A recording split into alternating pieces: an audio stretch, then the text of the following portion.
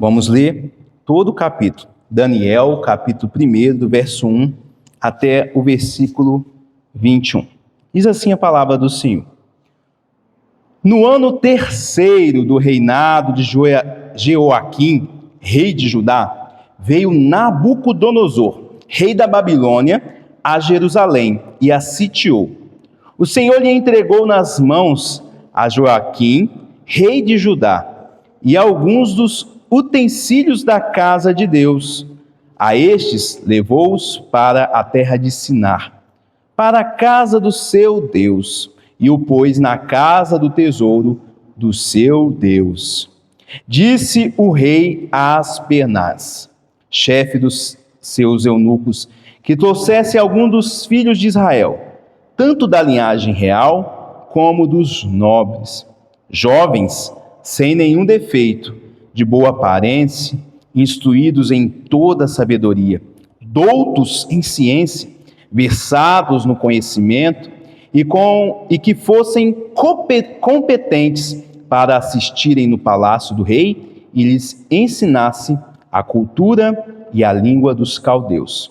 Determinou-lhes o rei a ração diária, das finas iguarias da mesa real e do vinho que ele bebia, e que assim fossem mantidos por 3 anos, ao cabo dos quais assistiriam diante do rei.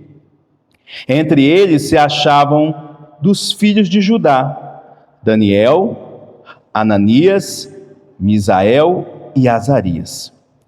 O chefe dos eunucos lhe pôs outros nomes, a saber, a Daniel, o de Beltesazar, a Ananias, o de Sadraque, a Misael, o de Mesaque, e a Azarias, o de Abednego.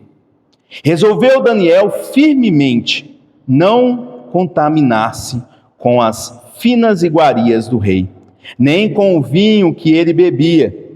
Então pediu ao chefe dos eunucos que lhe permitisse não contaminar-se. Ora, Deus concedeu a Daniel misericórdia e compreensão da parte do chefe dos eunucos. Disse o chefe dos eunucos a Daniel: tenho medo do meu senhor, o rei, que determinou a vossa comida e a vossa bebida, porque, pois, veria ele o vosso rosto mais abatido do que os dos outros jovens da vossa idade. Assim, poreis em perigo a minha cabeça para com o rei. Então disse Daniel ao cozinheiro-chefe, a quem o chefe dos eunucos havia encarregado de cuidar de Daniel, Ananias, Misael e Azarias: experimenta, peço-te, os teus servos 10 dias, e que se nos dê legumes a comer e água a beber. Então se veja diante de ti a nossa aparência e a dos jovens que comem das finas iguarias do rei, e segundo vires, age com os teus servos. Ele atendeu e os experimentou 10 dias. No fim dos 10 dias, a sua aparência era melhor. Estavam eles mais robustos do que todos os jovens que comiam das finas iguarias do rei. Com isso, o cozinheiro-chefe tirou deles as finas iguarias e o vinho que deviam beber, e lhes dava legume. Ora, a estes 4 jovens, Deus deu o conhecimento e a inteligência em toda a cultura e sabedoria. Mas a Daniel deu inteligência de todas as visões e sonhos. Vencido o tempo determinado pelo rei para que os trouxesse, o chefe dos eunucos os trouxe à presença de Nabucodonosor. Então o rei falou com eles, e entre todos não foram achados outros como Daniel, Ananias, Misael e Azarias. Por isso passaram a assistir diante do rei. Em toda a matéria de sabedoria e de inteligência sobre que o rei lhes fez perguntas, os achou 10 vezes mais doutos do que todos os magos e encantadores que haviam em todo o seu reino. Daniel continuou até o 1º ano do rei Ciro. Até aqui nos falou a palavra do nosso Deus. Meus irmãos, diante desse texto, eu convido você a pensar um pouco sobre algo que há em nós, seres humanos. Todos nós somos atraídos por aquilo que nós vemos. Não sei se você já percebeu isso, mas parece que as coisas estão cada vez mais sendo feitas para poder atrair a nossa atenção. Basta você passar talvez por uma loja, ver aquela vitrine bonita, as mulheres olhando aquela roupa, aquele sapato, uma publicação às vezes no celular de algo que é do seu interesse, do seu agrado. E quando nós olhamos para essas vitrines, olhamos para alguma publicação, o que acontece conosco? Nós sentimos vontade de ter. Se é algo do nosso interesse, nós sentimos o desejo de ter, o desejo de provar, o desejo de experimentar. E é assim que a sedução começa. E hoje em dia as coisas estão ficando cada vez mais difíceis, ou melhor, mais intensas, por causa das redes sociais. As redes sociais, aquelas propagandas piscando na nossa cara, aqueles conteúdos chamativos. Agora a tendência é os vídeos curtos, lá do TikTok, do Instagram, do YouTube, vídeos de 30 segundos, de 40 segundos, tudo para reter a sua atenção. Você passa 10 vídeos, mas normalmente você não sabe qual vídeo que você assistiu primeiro. É isso, e é dessa maneira que eles estão fazendo o quê? Tudo para capturar a sua atenção.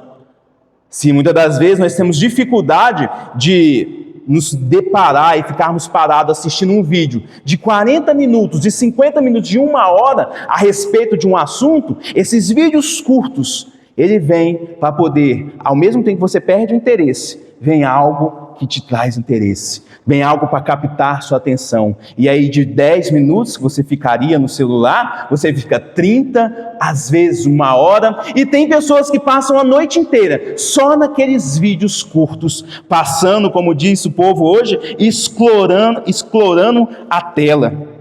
Ou seja, meus irmãos, tudo isso que está acontecendo, essas coisas começam a moldar o nosso pensamento, o nosso estilo de pensar, começam de alguma maneira reprogramar a nossa mente para que nós abandonemos muitas das vezes os pensamentos e padrões de Deus para abraçar ideologias e pensamentos que não combinam com Deus.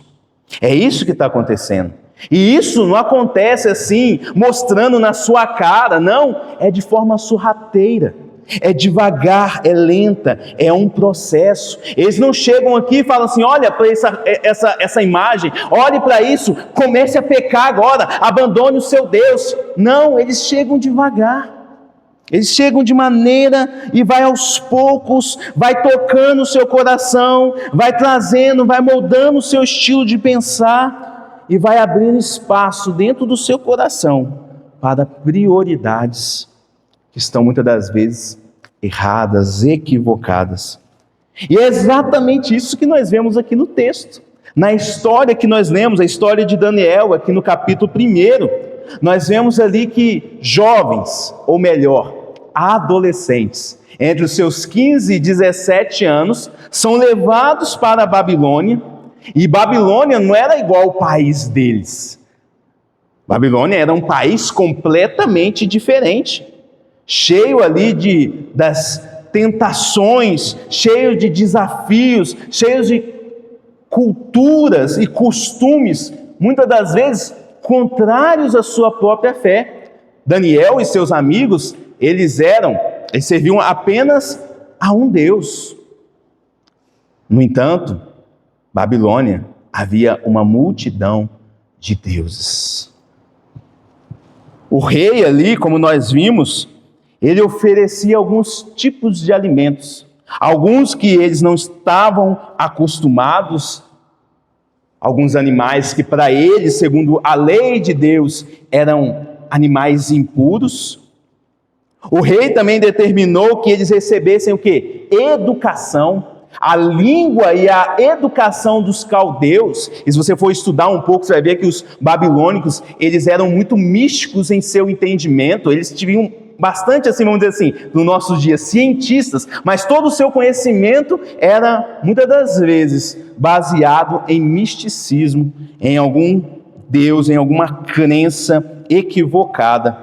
E esse era o momento que Nabucodonosor queria moldar aqueles adolescentes, aqueles jovens, aqueles servos de Deus. Mas como também nós vimos, Daniel fala, não. Daniel, ele não se deixa que seu coração se mudasse, se corrompesse. O que ele fez ali em meio a esse contexto? Tirado da sua família, tirado do seu país, da sua cidade, da sua casa, dos seus costumes, agora aprendendo coisas diferentes, cultura, uma educação completamente diferente, tendo o seu próprio nome mudado. Qual que seria uma atitude comum? Vamos deixar a vida me levar. Vamos seguir a tendência, as trends, vamos seguir o hype do momento. Mas Daniel não fez isso. Mesmo diante daquele contexto, Daniel persistiu junto com seus amigos, amando a Deus. Eles continuaram amando a Deus em meio ao seu contexto ali de seduções, de pressões e muitas distrações. E é por isso, meus irmãos, que a mensagem de hoje é amando a Deus no mundo. Como amar a Deus no mundo que nós vivemos, já que Deus não nos tirou deste mundo quando nós o aceitamos. Nós aceitamos a Cristo, Deus quis que nós ficássemos aqui. Deus determinou. E a questão é, mas como nós vamos viver? Como nós vamos continuar amando esse Deus no mundo que nós estamos vivendo? E amar a Deus no mundo, meus irmãos, começa com uma decisão de fidelidade. E esse é o nosso primeiro ponto. Nós vemos isso no versículo 1 até o versículo 7. Amar a Deus é permanecer fiel, mesmo quando tudo muda. O texto inicia, mostrando, conforme eu disse, que o povo estava sendo levado para a Babilônia. O sentimento, se você ler as Lamentações de Jeremias, que foi um dos profetas que viveu nesse momento do exílio do povo de Deus, ele vai descrevendo quais eram os sentimentos do povo de Deus. E sabe qual é o sentimento deles? Deus esqueceu de nós. Aonde está o nosso Deus? Olha o que nós estamos passando, olha a situação. Por que Deus não me protegeu? Por que Deus deixou que o seu templo fosse totalmente destruído? Por que Deus fez isso? Era esse o questionamento do povo de Deus. Parecia que para os israelitas, o povo de Deus, que servia a Deus, que tinha o templo de Deus, parecia que o Deus deles era mais fraco que os deuses da Babilônia, porque o Deus dele não foi capaz de proteger o seu próprio povo. Talvez, numa visão mais humanista, um historiador pudesse olhar para essa história e ele poderia falar, sabe por que Judá caiu? Sabe por que esse povo ele foi levado cativo? Porque ele era um povo fraco. Uma visão humanista nos traz esse tipo de pensamento. Ele era um povo pequeno diante da Babilônia, que era o império naquele momento, o império mais poderoso do mundo. Um sacerdote babilônico que cuidava lá da multidões de Deus e oferecia vários sacrifícios, ele deveria falar assim, ele deveria estar pensando da seguinte maneira, tá vendo? Os nossos deuses são mais poderosos do que o Deus de vocês. Vocês só servem um Deus. Olha a multidão de deuses que nós temos.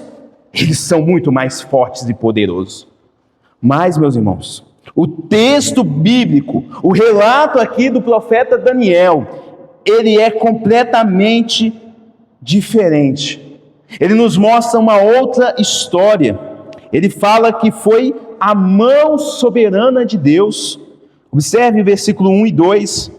No ano do reinado de Joaquim, rei de Judá, veio Nabucodonosor, rei da Babilônia, a Jerusalém e a sitiou, ou seja, a cercou. E o Senhor lhe entregou nas mãos a Jeoaquim, rei de Judá. Observe o texto. Observe qual que é a narrativa que Daniel ele quer transmitir para o povo de Deus que está lá no exílio. Não foram os deuses dele, não foi o nosso Deus que é um Deus fraco, não foi porque o nosso exército não foi capaz de resistir ao exército de Nabucodonosor, não, foi o nosso Deus que entregou eles, entregou a nós nas mãos dele. Lá no capítulo 9, Daniel ele vai escrever uma oração e ele fala: foi por causa dos nossos repetitivos pecados, foi as nossas transgressões que nos trouxeram para este local. Deus já havia falado com eles, que se eles não obedecessem os mandamentos, não mantessem firme a aliança, essas seriam as consequências. Mas o fato aqui, meus irmãos, até este momento, Daniel quer mostrar que Deus, ele não perdeu o controle. Todo o livro de Daniel você vai ver isso. Deus está no controle dos reinos, Deus está no controle dos reis, é Deus que está no controle até mesmo dessa tragédia para Daniel e seus amigos. Deus está no controle da crise, meus irmãos. E é aqui que nós tiramos a nossa primeira lição. Talvez você se sinta assim como esses rapazes, assim como esse povo foi levado.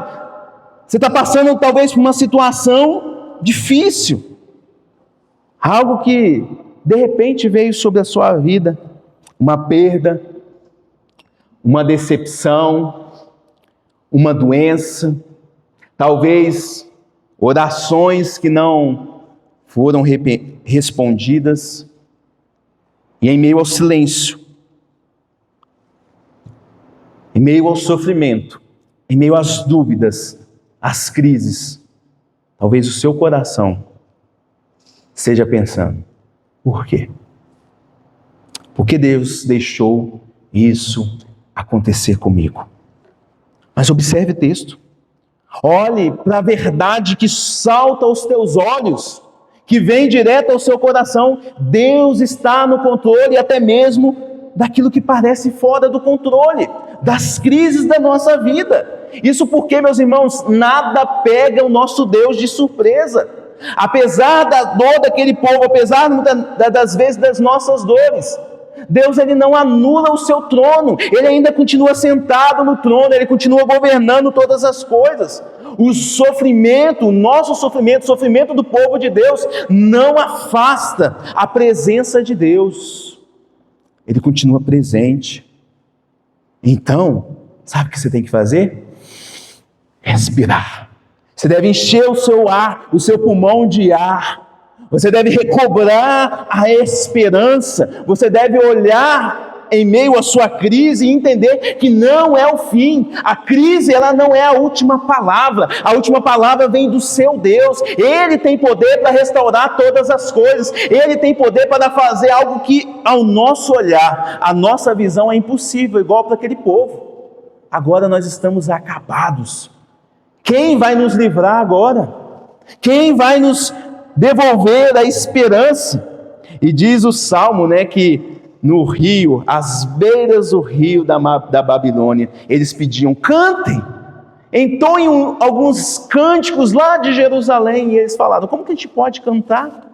E diz que eles penduraram as suas harpas no salgueiro lá da Babilônia. Eles não tinham motivos para cantar.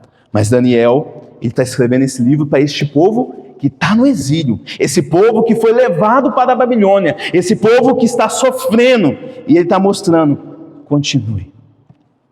Você vai ver que as profecias e as visões de Daniel mostram exatamente isso. Deus está no controle. Em outras palavras, meus irmãos, continue amando a Deus, mesmo em meio à crise, continue seguindo a Ele, não desista de seguir a Cristo, mesmo em meio as crises. Mas voltando aqui ao texto, no verso 3 até o versículo 6, nós vemos que então que esses jovens, eles são levados para a Babilônia, adolescentes ali, né, entre seus 15 e 17 anos. O texto nos fala quem são eles: Daniel, Ananias, Misael e Azarias. São esses os adolescentes. E lá na Babilônia, o rei tinha um plano. Qual o plano? Vamos moldar. Enquanto eles são jovens, enquanto eles são moldáveis, vamos moldar esses jovens para que eles possam servir ao rei da Babilônia. Vamos ensinar eles, vamos trazer comidas diferentes, costumes diferentes, línguas diferentes. E melhor, vamos mudar o nome deles. Se Daniel significava que Deus é justo, Beltesazar não. Beltesazar se referia a outro Deus, um Deus da Babilônia. Então, o intuito, o objetivo era tirar toda a identidade daqueles jovens. Eles queriam moldar a mente, o coração daqueles jovens. Isso com nova língua, novos nomes, uma comida diferente e uma educação completamente diferente. O objetivo era muito claro. Eles vão pensar como a gente. Eles vão viver como a gente. Eles não vão achar tão diferentes os nossos costumes, a nossa língua e os nossos deuses. Eles não vão achar isso tão diferente. Eles vão viver como um babilônio ele vive. Eles vão pensar como um babilônio pensa. Eles vão falar como um babilônio ele fala. E meus irmãos, inclusive os jovens aqui presentes, é assim que o mundo faz. É assim que o mundo trabalha. O mundo, ele tenta de várias maneiras mudar a sua identidade. Quem você é. Ele tenta de alguma maneira, assim como fez e que estavam fazendo na Babilônia, tentar de alguma maneira reprogramar a sua mente e o seu coração. É esse o propósito do mundo. E o nosso mundo, ele faz isso por meio de ideologias. Hoje, os jovens não entendem mais como a verdade como sendo absoluta. A verdade, ela é relativa. O que é verdade para você, talvez não seja verdade para mim. Depende da situação, depende do seu humor. Eles tentam de todas as formas mudar a sua identidade. Se você nasceu menino, não, você pode escolher o que você quer ser. Você quer ser um cavalo, você quer ser um gato, você se identifica com isso, com uma árvore, seja isso. E como que eles fazem isso, meus irmãos? Por meio das redes sociais. Já viu quando você abre o Instagram? Você já viu alguém chorando no Instagram? Alguém falando assim, olha, eu estou aqui passando perrengue na minha vida, está muito difícil. Dificilmente você vai ver isso. Porque mesmo que pessoas coloquem que a vida dela está difícil, isso não é entregado. Isso não é mostrado para todas as pessoas. O que as pessoas gostam de ver e querem ver, e o que o Instagram e as redes sociais sempre mostram é: olha como a vida dessa pessoa é perfeita. Olha como o corpo dessa pessoa é perfeito. Olha como o trabalho dessa pessoa é perfeito. Você precisa ser igual a essa pessoa. Você precisa buscar esse padrão. E isso não acontece somente no celular, nas redes sociais, não. Nas escolas. Ingênuos somos nós de pensarmos que a educação ela é neutra. A educação ela é religiosa. Escolas, elas são religiosas. Elas tentam, igual a Babilônia, moldar os alunos para que eles possam pensar. Os professores, eles vão mostrar o que eles acreditam e eles vão influenciar aqueles alunos. As propagandas na televisão, elas dizem: você precisa disso para você ser feliz. Sem esse produto, você precisa, não é mais você gostaria, mas agora eles te mostram, a propaganda fala: olha como é bonito, olha como é legal, olha como vai ser útil para você. Às vezes a gente nem precisa, mas eles estão fazendo. Exemplo disso, iPhone 17. Faz a mesma coisa que o 16, que o 15, que o 14, vai mudando pequenas coisas, mas a propaganda é: você precisa desse telefone, você precisa comprar. E meus irmãos, filmes, séries, músicas mostram claramente como deve ser o nosso comportamento. Até mesmo os desenhos animados feitos para as crianças não estão escapando mais. Até nos desenhos animados já está implantado a ideologia de gênero, o comportamento da criança, como ela deve agir e como ela deve aceitar aquilo que é pecaminoso diante de Deus como algo normal. Como algo normal. E aí, quando os jovens crescem, vão para a faculdade, se deparam com professores que trazem argumentos fortes e muitos deles se desviam. Muitos deles são esmagados pela pressão do mundo. E eu não estou falando de jovens que não são cristãos. Estou falando de jovens cristãos. Estou falando com jovens que temem a Deus, que foi criado numa família tradicional, que tem princípios. Esses jovens, quando vão para a faculdade, se deparam com pressões, muitas das vezes estão longe dos pais, estão longe da igreja, estão longe de alguém que possa ali, de alguma maneira, repreendê-los. Esses jovens são levados cativos, não aguentam a pressão. A sedução é grande demais. A pressão ali dos amigos, experimenta só. Ixi, você não vai morrer por causa disso. E alguns falam: Deus te perdoa, Jesus vai te perdoar, fique tranquila, só experimenta. E é essa pressão, meus irmãos, que acontece. Siga os padrões do mundo. Quais padrões? Padrões sobre sexo, padrões financeiros, padrões familiares. Esqueça o que Deus quer para você. Siga esses padrões. E aí, dia a dia, meus irmãos, dia a dia, o mundo vai apresentando conforto, status, e mostrando que dinheiro vale mais do que a fidelidade a Deus. O mundo, meus irmãos, quer que os filhos de Deus esqueçam quem são. Mas olhando para Daniel, ele teve uma atitude diferente. Uma atitude sábia. Ele falou assim: o meu espaço pode mudar, o meu mundo pode mudar, meu nome pode mudar, a minha cultura, a maneira como eu vivo pode mudar, mas eu vou permanecer amando a Deus. Eles não vão ser capazes de mudar o meu coração. E claro, aqui eu tenho que abrir aqui e deixar claro que eu não estou querendo dizer que buscar a Deus e amar a Deus com santidade significa você se isolar do mundo. Ah, não, porque agora eu tenho que usar uma roupa completamente diferente, não posso me jogar bola, não posso me envolver, não posso ir no shopping, no cinema, não posso ter amigos. Não é isso que eu estou querendo dizer. Eu estou mostrando aqui que, em primeiro lugar, deve haver um compromisso dentro do seu coração de servir, de amar a Deus no mundo. Amar a Deus no mundo. O nosso Senhor Jesus, Ele orou por você, Ele intercedeu por nós lá em João 17, versículo 15. Jesus ora ao Pai: Pai, eu não peço que o Senhor os tire do mundo. Aceitou Jesus? Bom, vem morar comigo. Não, eu peço que os livre, que os guarde do mal. Essa foi a oração de Deus.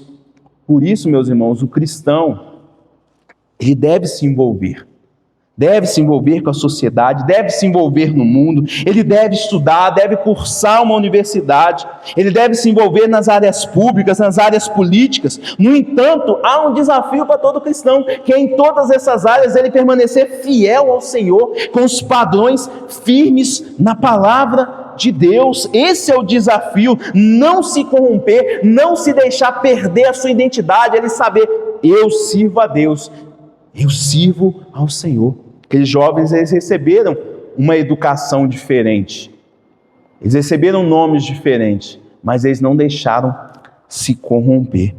Por isso que o cristão, ele deve amar a Deus, mesmo quando tudo à sua volta possa ser contrário à sua fé. E Daniel nos mostrou isso, meus irmãos. Mostrou que nós devemos sim amar a Deus, decidindo ser fiel a Ele, em fidelidade, e permanecer fiel quando tudo está mudando, quando as coisas estão mudando. Mas também, segunda verdade aqui dessa história, é que amar a Deus é decidir não se contaminar. Observe o versículo 8. Olha só, diante de todas aquelas mudanças, de tanta influência, que ele era obrigado, porque ele era um escravo, um cativo, ele era obrigado a tudo aquilo. Versículo 8, resolveu Daniel firmemente não se contaminar-se com as finas iguarias do rei, nem com o vinho que ele bebia. Você consegue observar algo interessante?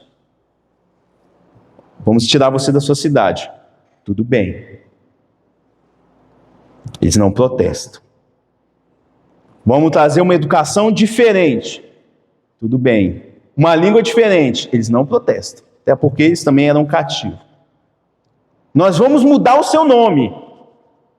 Os nomes deles eram sempre voltados a Deus. Agora, é nomes a deuses pagãs, né? É como se a gente tivesse, né, por exemplo, meu nome Israel, e de repente colocava lá, Exu Caveira, Zé Pilintra, imagina? É difícil, seria muito difícil para mim ter um nome que tem o significado Israel, príncipe de Deus, aquele que lutou com Deus, agora ser chamado de Zé Pilintra, Exu Caveira. Imagine que isso ia causar. Mas eles não protestam contra isso. Eles aceitam. Ah, tudo bem, vocês querem nos chamar disso? Tá tudo bem. Mas o problema é na hora da comida. Não, nós vamos dar finas iguarias do rei. Olha só, você vai receber a melhor comida da Babilônia para poder estudar. Era uma bolsa integral para vocês estudarem. Mas diz aqui, essa expressão, resolveu firmemente. Daniel, ele resolveu firmemente. Significa que ele colocou no coração, ele decidiu.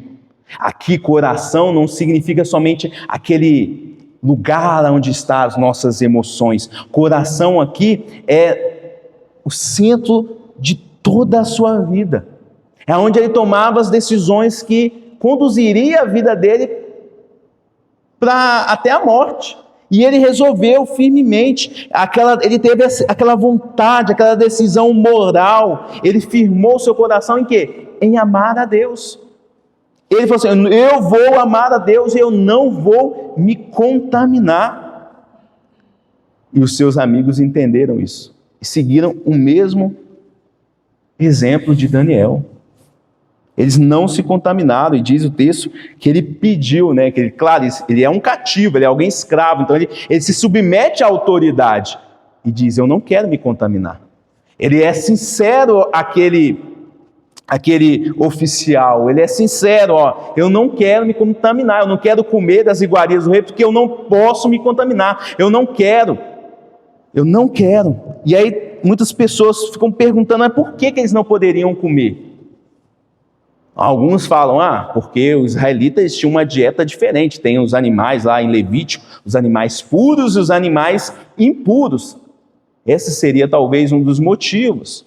Mas o problema está quando é vinho também. Deus em nenhum momento fala que o israelita não poderia beber vinho. Alguns animais sim, eles não poderiam comer. Então por que eles simplesmente não, eles entendem que se comessem da comida e bebessem do vinho do rei, eles estariam se contaminando? A resposta disso é simplesmente porque eles sabiam que aquela comida e aquela bebida seria oferecida a ídolos. Então, quando estava dando da mesa do rei, do vinho do rei, aquela comida e aquela bebida, ia mostrar claramente, agora você está aliado com o rei, aliado com esses falsos deuses. E vocês não poderiam, então ele não aceita aquela comida disfarçada de adoração, disfarçada de lealdade. Então eles decidem não se contaminar. E quando nós observamos aqui essa decisão de Daniel, ela não foi fruto aqui de um sentimento religioso, foi nem fruto aqui de um orgulho, eu não vou comer, até porque então, eu sempre falo, eles eram cativos. Isso aqui foi resultado de amor sincero, meus irmãos. Foi resultado de um coração que amava intensamente a Deus. Ele queria amar a Deus com todo o seu ser. Ele ali, em algum momento, eles suportam um novo nome, suportam a educação, eles suportam ali a nova língua, os novos costumes, eles suportam aquele mal, porque não tem muito o que fazer. Mas aquilo que eu vou ingerir, peraí, vamos tentar fazer diferente. Ele faz aquele teste, como diz a história, né? Ele fala, experimenta a gente durante 10 dias, é isso que ele diz ao cozinheiro. Final dos 10 dias, quem fica mais forte comendo só legume e bebendo água? Pastor, é a dieta de Daniel. Então, se eu comer a dieta de Daniel, eu vou ficar tão forte, vou ficar mais forte, musculoso. A ideia de que de robusto é musculoso, é bonito, é vistoso. Ninguém fica assim só comendo legume e bebendo água. Quanto mais em apenas 10 dias. Isso foi um milagre sobrenatural de Deus, meus irmãos. Deus honrou aqueles adolescentes, aqueles jovens. Deus honrou eles. Então, meus irmãos, observem que o amor de Deus, o amor a Deus, ele começa aonde? No nosso coração. É dentro do nosso coração. É dentro das nossas escolhas diárias. Nós vemos se de fato estamos amando a Deus e decidindo amá-lo, mesmo em meio ao contexto e o mundo que nós estamos vivendo. Então, amar a Deus não é um sentimento. Eu amo a Deus, eu morro de paixão por Ele. Não. Amar a Deus é uma decisão moral e espiritual. Você decide amar a Deus. Amar a Deus é quando todo mundo está dizendo, sim, eu quero, eu vou viver assim. Você fala, não, eu não vou viver dessa maneira. Você toma uma atitude, você toma uma decisão de viver da maneira que agrada a Deus. E aí, em certo momento, a gente tem que tolerar o mal. A gente tolera o mal. A gente tolera, talvez, uma educação secular para os nossos filhos. A gente tolera, às vezes, um linguajar, um xingamento de algum amigo. A gente tolera, uma música que nós não temos controle de ir lá e abaixar o volume. A gente tolera o mal. O problema é quando todas essas influências, essas coisas que estão ao nosso redor começam a nos seduzir e começam assim, de uma forma sorrateira, mudar a maneira como nós pensamos, mudar a maneira como nós servimos e amamos a Deus. Desligou? Só um minuto.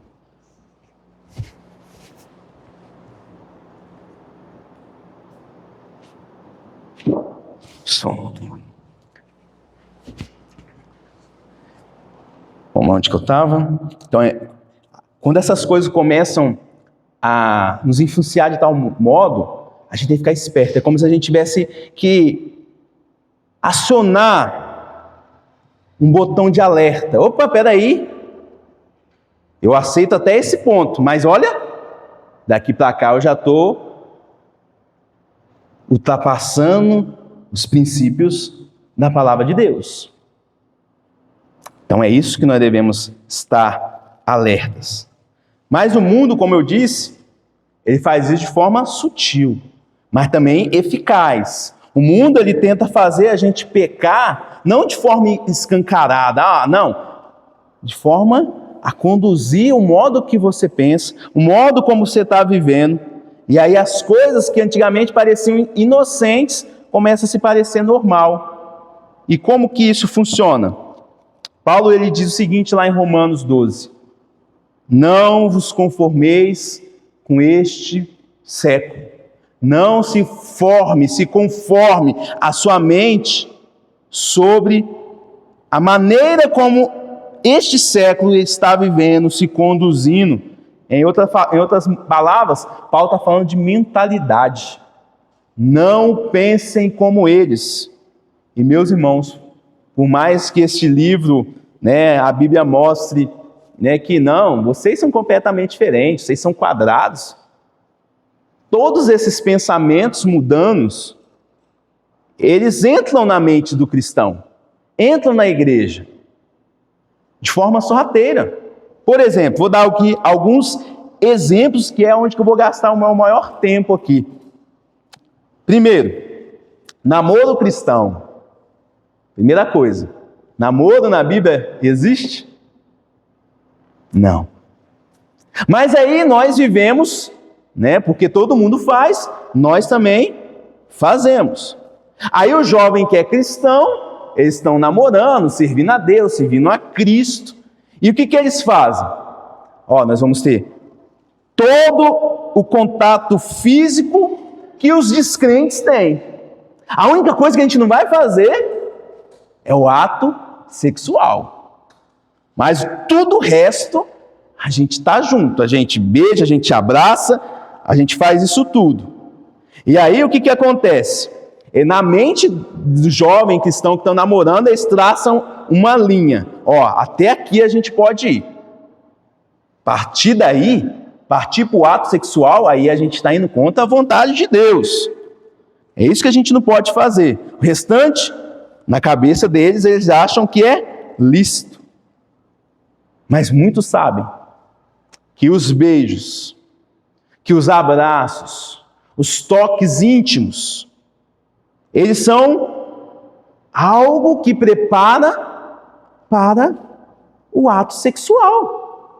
É como se estivesse falando, eu vou instigar, eu vou fazer tudo para provocar em você todo o desejo sexual, porque o pastor já foi namorado, então já foi jovem, eu sei o que é isso. Os toques, os beijos, se você não fica excitado, aí você tem que ver se realmente você está com a saúde em pleno vigor, porque de fato, um jovem tocar numa moça, beijar uma moça, abraçar uma moça e não sentir ali excitação para o ato sexual, precisa de uns cuidados médicos, porque isso é normal. Deus colocou isso em nós, esse impulso, esse desejo. Só que essas coisas, elas são do casamento. E quando isso acontece, quando toda essa linha imaginária ela é colocada, e nós não podemos só apenas ter o ato, mas o restante tudo pode, o que está acontecendo? Pode parecer inocente, mas não é. É imprudente. Todo esse preparo para o ato sexual, ele vai criar o quê? Tentação. É por isso que muitos jovens, eles ficam ali, mas a gente está lutando para não pecar, eles estão lutando para não cair. Mas o problema não está na maneira, no que ele faz, o que eles deixam de fazer. O problema está na mente. O problema está já infiltrado na mente. A maneira de pensar já está contaminada pelos padrões do mundo. Já está contaminada. E aí, mesmo sem perceber, muitos jovens têm essa cosmovisão do mundo dentro do seu coração. E o que vai acontecendo? Vai alimentando o pecado. Antes mesmo do pecado acontecer, ele já vai sendo alimentado. E aí quando cai, pastor, a gente caiu, não teve jeito. Foi, como assim? Vocês não tiveram jeito? Foi de repente assim? Não, a gente estava lá namorando, passou 1 hora, 2 horas, a gente estava lá e caímos. Tudo foi alimentado. Então o conselho aqui, pense de maneira diferente do mundo.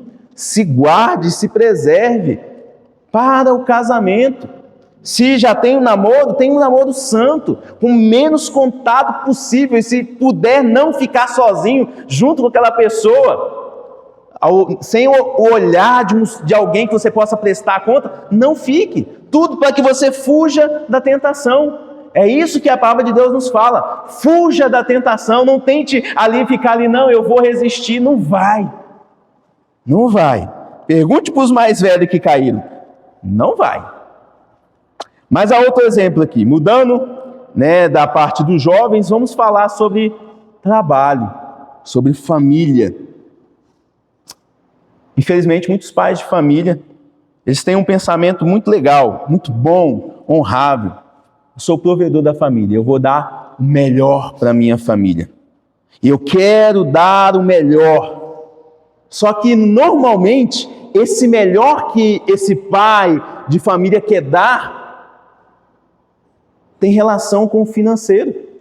Tem relação com o dinheiro, com comprar uma casa, com comprar um carro, com comprar, talvez, pagar os estudos do filho. Fazer, muitas das vezes, a vontade da esposa, colocando eletrodomésticos, móveis que agradam a ela. Muitas das vezes é este o melhor que está na cabeça do homem cristão. Mas qual que é o melhor da Bíblia? A Bíblia ensina que o melhor que o pai, que o cabeça, ele pode dar, não tem preço. A palavra de Deus diz lá em Mateus 6,33, buscai primeiro o reino de Deus e a sua justiça. O melhor exemplo que um pai pode dar é ser alguém de fé, alguém de oração. Esse é o melhor. O melhor exemplo que o melhor que o marido pode dar para sua esposa, não são coisas que o dinheiro pode comprar, não é uma vida de luxo, mas sim uma vida piedosa e presente no lar, uma presença fiel. Esse é o melhor que o marido pode dar. Agora, dinheiro não é o melhor, na visão da Bíblia. Então, meus irmãos, precisamos, nós que somos homens, somos pais, precisamos renovar a nossa mente. Precisamos pensar diferente, porque às vezes nós não pecamos no ato, mas pecamos na maneira como nós pensamos. Nós adotamos os mesmos valores da Babilônia para a nossa vida. E aí, sofremos, porque muitas das vezes, muitos homens não conseguem dar o que querem para a sua família, se frustram. Outros buscam na fé esse dar o melhor e também se frustram e sofrem. Família sofre, esposa sofre, os filhos sofrem com a falta da presença do pai, a esposa sofre com a falta da presença do marido. Deus nos conceda esse renovar das mentes. Mas ainda falando do tema família, e este é o último exemplo que eu vou dar, que é um ponto também delicado, e isso vai servir para os jovens, que estão aqui presentes, e aqueles que vão ver, também pela internet. É a respeito da quantidade de filhos. Muitos casais hoje estão meio confusos. Por quê? Porque eles estão adotando sem perceber os padrões do mundo. O mundo está falando, tenha um filho, 2, no máximo. Mas o que a Bíblia fala? A Bíblia fala que os filhos, eles são o quê? Bênçãos do Senhor. Quem quer pouca bênção do Senhor? Vocês já perceberam lá no Antigo Testamento como as mulheres, elas choravam, elas se lamentavam, por exemplo, Ana, porque eles não tinham filhos. Ter muitos filhos era sinal da bênção de Deus, e não tê-los significava amargura, tristeza, abandono de Deus. Mas o que eles colocam hoje? Como que os casais eles decidem a quantidade de filhos? Com base o quê? No conforto, na conveniência, nas minhas finanças. Será que eu tenho capacidade de sustentar esses filhos? O problema não está na quantidade de dinheiro. O problema está no padrão que eu estou assumindo para ter a quantidade de filhos. É o que o mundo pensa. Mas aqui, claro, a Bíblia não fala de uma quantidade certa. Você tem que ter 5, 4, 10. Não fala. Mas nós precisamos, meus irmãos, discernir o que molda as nossas escolhas. Se é Deus, a cultura. Ter muitos filhos nunca foi fácil. A diferença agora são os padrões.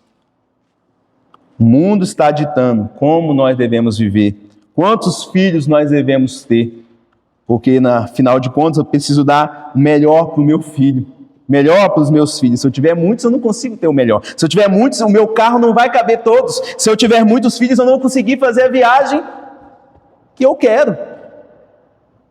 Ou seja, o desejo não está em criar filhos, mas sim em agradar a si mesmo.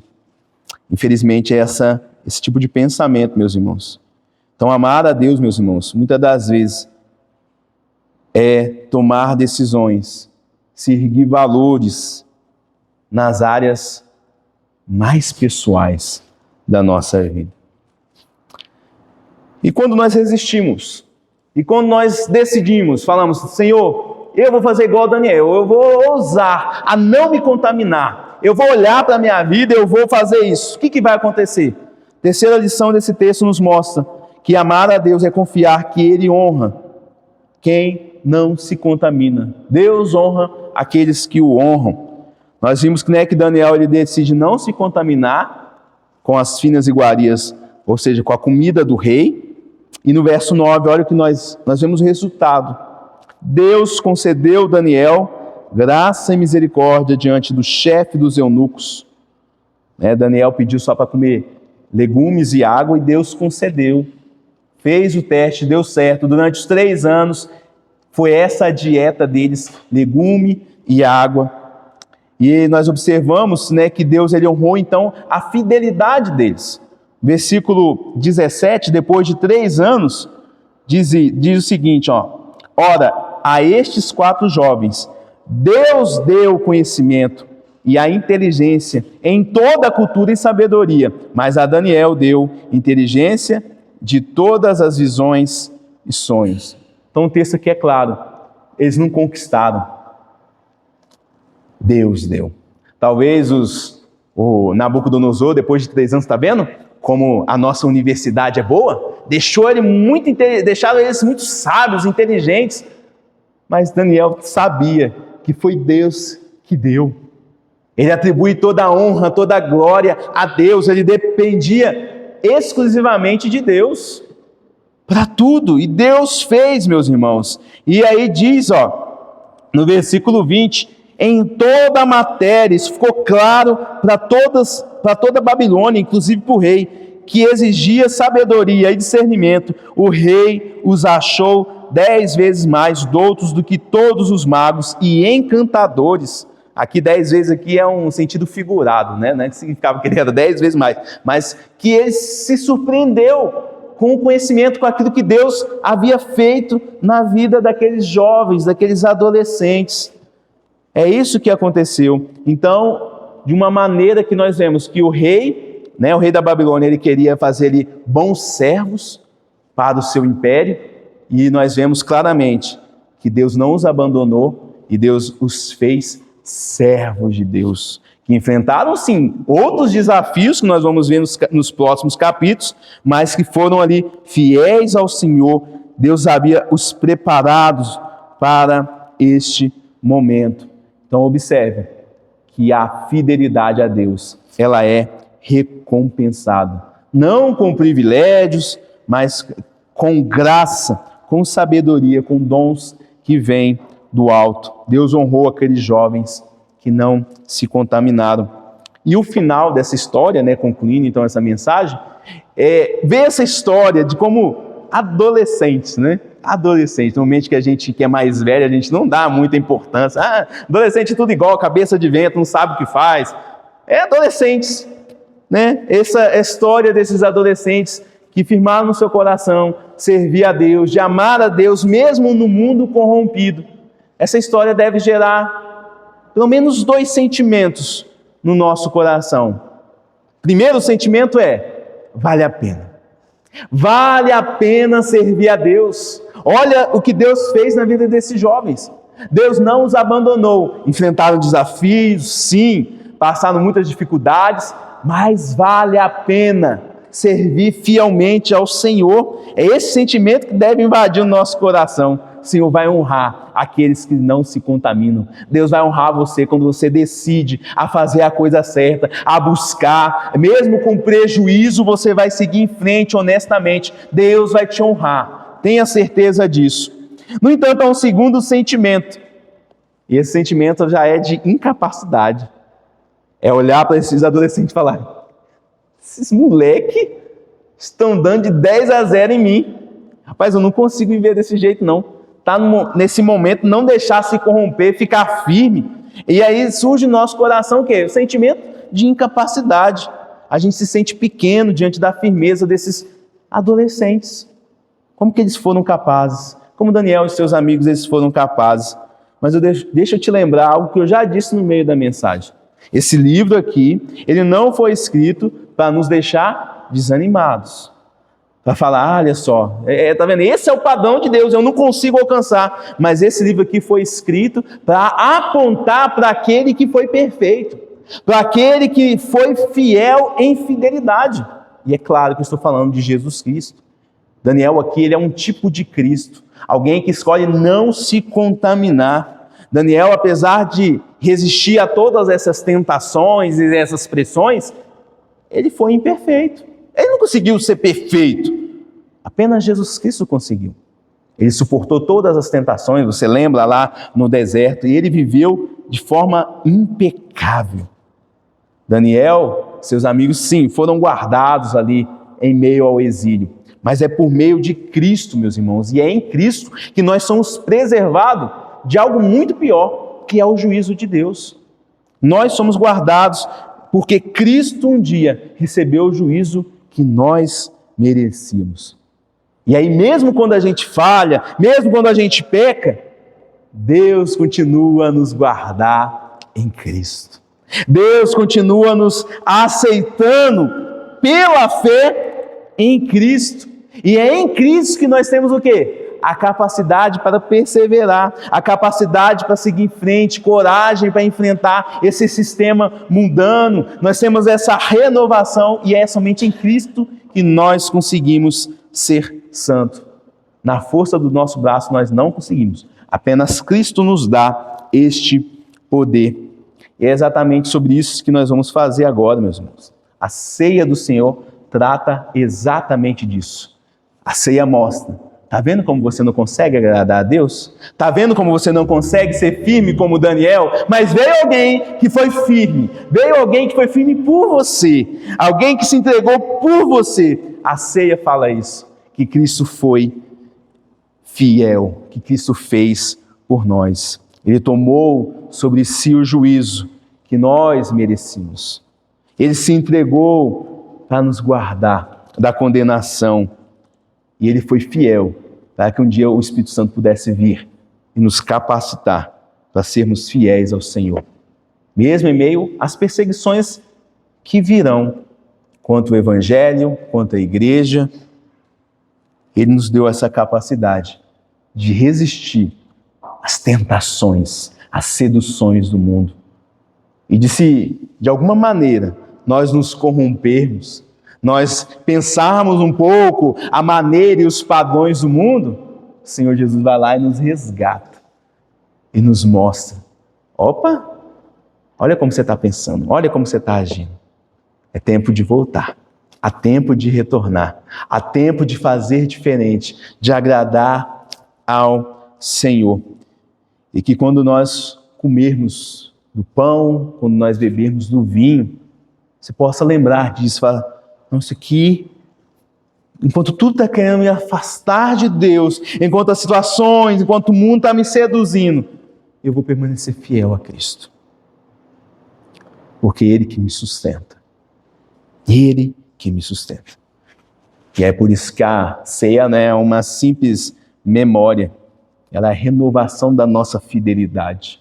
Nós estamos renovando o nosso compromisso. Nós estamos recebendo, quando nós tomamos da ceia, eu sempre tenho falado isso, a ceia é um meio de graça, é um meio que Deus utiliza para nos abençoar, para nos fortalecer, para curar a nossa alma, para nos dar comunhão com aquele que nos guarda do mal. É por isso que nós vamos participar hoje deste momento